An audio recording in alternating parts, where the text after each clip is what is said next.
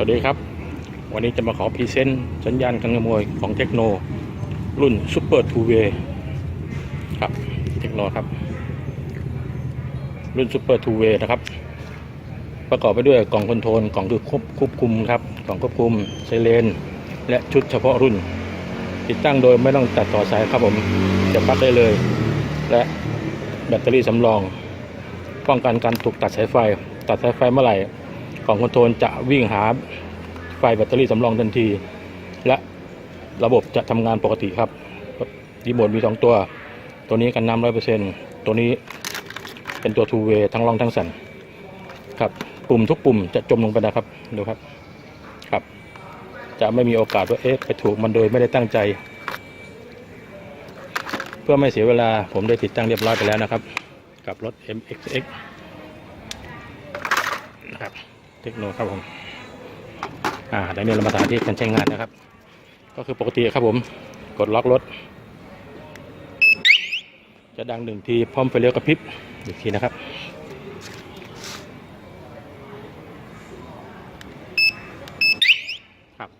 อันนี้คลายล็อกจะ2 ทีครับอันนี้คือปกติครับแล้วก็สั่งสตาร์ทรถได้ด้วยรีโมทคอนโทรลโดยไม่ต้องใส่กุญแจกด2 ทีนะครับจะไม่ติดทันทีนะครับผมจะมีการหน่วงเพื่อให้ไฟเข้าระบบหัวฉีดทำงานปั๊มติ๊กทำงานก่อนถึงจะสตาร์ทลองอีกทีนะครับดูชัดๆนะครับยี่ห้อเดียวนะครับผมเทคโนสตาร์ทครับ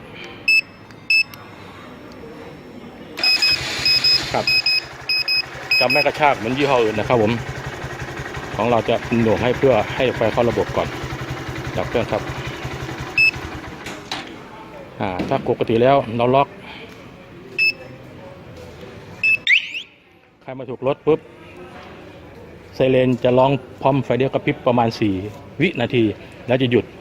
คือสเต็ปแรกแต่ถ้าภายใน15 วิมีขยับครั้งที่2ก็จะร้องเป็น15 วิเลยครับลองเลยนะครับอันนี้ผมวางกันถูกแล้วนะครับ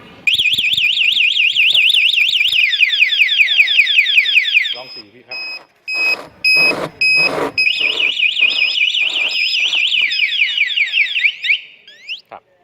ถ้าถูกปุ๊บเนี่ยมันจะร้องเป็น15 วินาที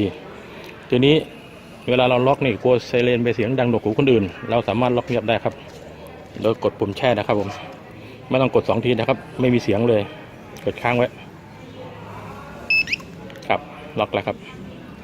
ถูกรถจะไม่ดังนะครับไฟเลยจะขึ้นและจะแจ้งเตือนมาที่ตัวรีโมทครับ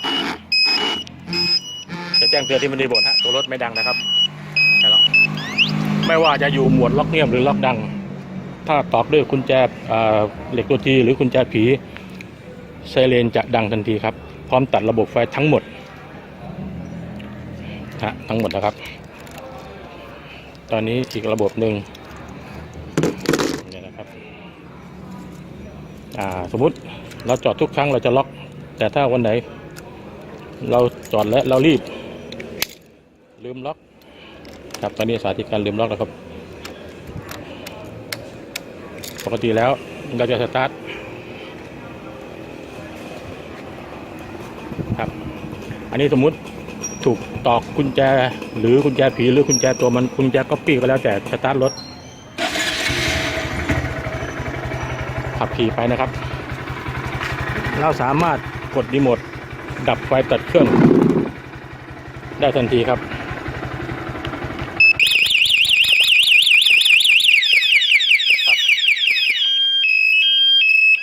จะร้องยาวครับผมจะร้องยาวจะได้ไม่ต้องห่วงแต่ถ้าคิดว่าเราเป็นคนชอบลืมเราก็สามารถตั้งระบบออโต้ล็อกไว้ได้โดยกดปุ่มสตาร์ทค้างไว้ครับอันนี้ฟังก์ชันออโต้ล็อกทำงานไม่ว่าจะสตาร์ทด้วยรีโมทคอนโทรลหรือสตาร์ทด้วยการเปิดกุญแจหลังจากเราดับเครื่องทำธุระเสร็จดับเครื่องครับตัวรถมันจะดูให้เราระหว่างนี้15 วิเรากดได้เลยไม่ต้องคอยแต่ถ้า15 วิแล้วเราไม่กดมันจะล็อกให้อัตโนมัติครับล็อกเองครับอัตโนมัติเลยทุกครั้งที่เราดับเครื่อง 15 วินาทีเรายังไม่ล็อกมันก็จะล็อกให้เองนะครับอันนี้เป็นโหมดฟังก์ชันพิเศษเสริมอยู่ครับแต่เกิดเราไม่ใช้เลยเราก็ยกเลิกไปกดปุ่มสตาร์ทค้างไว้ครับอันนี้ออโต้ล็อกไม่มีนะครับส่วนอีกปุ่มหนึ่งคือปุ่มฉุกเฉินปุ่มที่3สมมติเราขับขี่อยู่จะสตาร์ทด้วยรีโมทหรือสตาร์ทด้วยกุญแจก็ไม่เป็นไรตอนนี้เราต้องการขอทางฉุกเฉินขอด่วนเราสามารถกดขอไซเรนได้ครับกดปุ่มที่3รถไม่ดับนะครับไซเรนจะดังพร้อมไฟเลี้ยวกระพริบ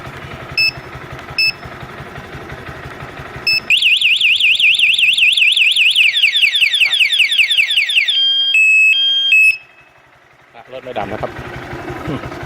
ขอทางได้โอเคครับมีแบตเตอรี่สำรองด้วยนะครับผมถูกตัดไฟไม่ต้องกลัวครับรายละเอียดเพิ่มเติมถามเทคโนได้นะครับผมขอบคุณครับ